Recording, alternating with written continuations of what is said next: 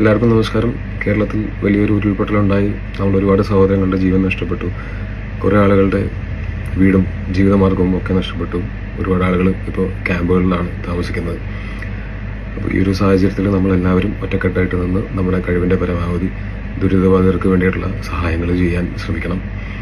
അത് മുഖ്യമന്ത്രിയുടെ ദുരിതാശ്വാസ ഫണ്ടിലേക്ക് പൈസ കൊടുത്തുകൊണ്ടാവാം, അല്ലെങ്കിൽ മറ്റ് സന്നദ്ധ സംഘടനകൾ വഴി ചെയ്തുകൊണ്ടാവാം, അതുമല്ലെങ്കിൽ നേരിട്ട് ഓരോ ക്യാമ്പുകളിലേക്കും വേണ്ട സാധനങ്ങൾ മേടിച്ചു കൊടുത്തും ആവാം. അത് ഏത് രീതിയിലാണെങ്കിലും കഴിവിൻ്റെ പരമാവധി എല്ലാവരും ചെയ്യാൻ ശ്രമിക്കണം എന്ന് ഞാനും അഭ്യർത്ഥിക്കുകയാണ്. ഒപ്പം ഇത് ഒരു കുറച്ച് ദിവസങ്ങൾ മാത്രം നീണ്ടു നിൽക്കുന്ന ഒരു പ്രോസസ്സായിരിക്കില്ല, കുറേ നാളുകൾ നീണ്ടു നിൽക്കുന്ന ഒരു പ്രോസസ്സായിരിക്കും.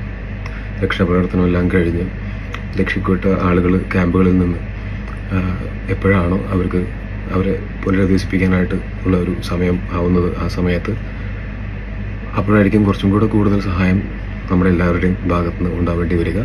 അതും ഈ രക്ഷാപ്രവർത്തനം പോലെ തന്നെ വളരെ ഇമ്പോർട്ടൻ്റ് ആയിട്ടുള്ളൊരു കാര്യമായിരിക്കും. കാരണം ജീവിതമാർഗങ്ങളെല്ലാം നഷ്ടപ്പെട്ടിട്ടുള്ള ഒരുപാട് ആളുകൾ ഉണ്ട്. അപ്പോൾ ആ സമയത്തും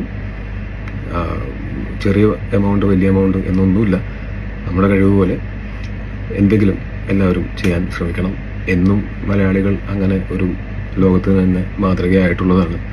നമ്മളൊക്കെ എല്ലാവരും തമ്മിൽ എന്തൊക്കെ പടലപ്പിണക്കങ്ങളുണ്ടെങ്കിലും, എന്തൊക്കെ അഭിപ്രായ വ്യത്യാസങ്ങളുണ്ടെങ്കിലും, വിയോജിപ്പുകളുണ്ടെങ്കിലും, മാനുഷികതയുടെ സമയം വരുന്ന സമയത്ത് നമ്മളെല്ലാവരും ഒരുമിച്ച് നിൽക്കുകയും ആ ഒരുമിച്ച് നിന്നുകൊണ്ട് നമ്മൾ സഹായങ്ങൾ ചെയ്യുകയും ചെയ്തിട്ടുണ്ട്. അത് നിരവധി തവണ മലയാളികൾ അത് തെളിയിച്ചിട്ടുള്ളതാണ്. അത് ഇക്കാര്യത്തിലുണ്ടാവും എന്ന് പ്രതീക്ഷിക്കുന്നു. എല്ലാവർക്കും നന്ദി.